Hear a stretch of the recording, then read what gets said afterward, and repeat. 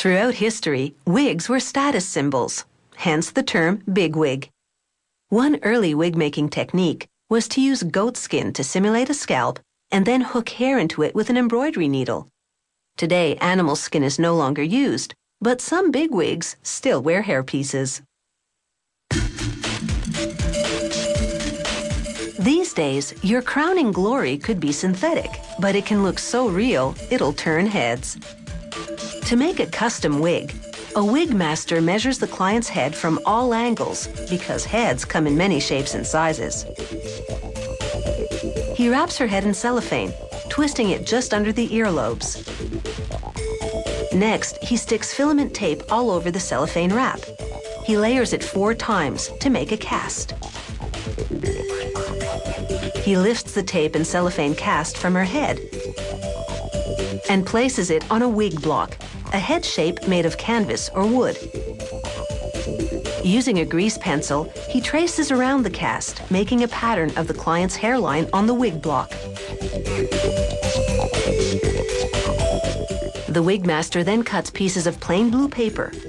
He pins it on the wig block within the pattern lines. The paper will prevent light from reflecting into his eyes as he works. Now he places a large-sized polyester and cotton lace on the block and cuts it to the penciled outline. He pins a finer lace from front to back, pleating the edges with pins.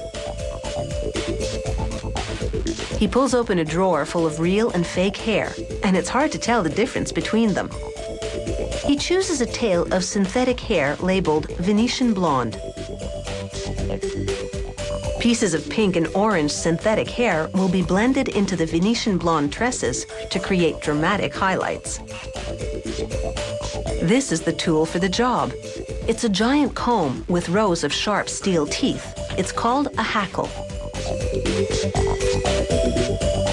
The wig master places the Venetian blonde synthetic hair between the teeth of the hackle and sets the bright pink and orange locks on top.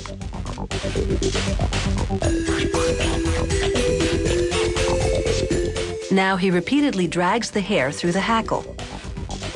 He loses some strands in the comb, but those are usually the weaker ones. This is called hackling, and the action gets progressively more vigorous. He twists and twirls the tail as he pulls it through the hackle. This is actually dangerous work. One wrong move, and he could pierce his hand on the barbed comb.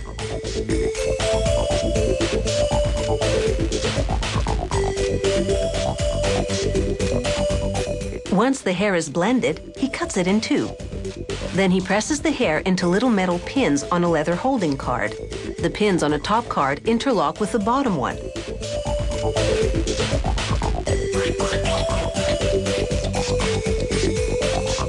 He pulls hair out of the holding cards a few strands at a time. With a small needle that looks like a fishing hook, he knots the strands into the lace, beginning at the nape.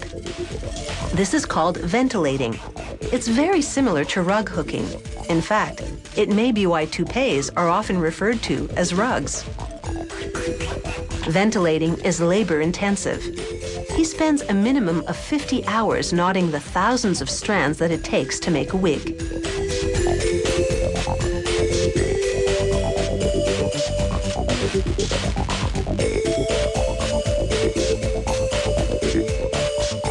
Partway into the job, he combs out any tangles and flounces the hair to make sure it moves naturally.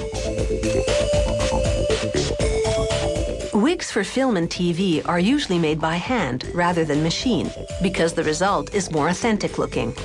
Because the camera tells all, the wigs need to look as real as possible.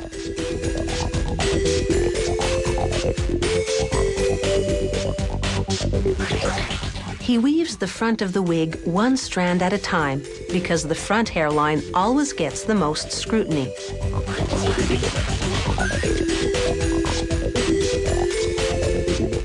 Now it's time for the fitting and the transformation. The wig needs a little styling, and he trims the ends. He cuts away the extra lace, and voila! She's ready to let her synthetic hair down and get into her new role.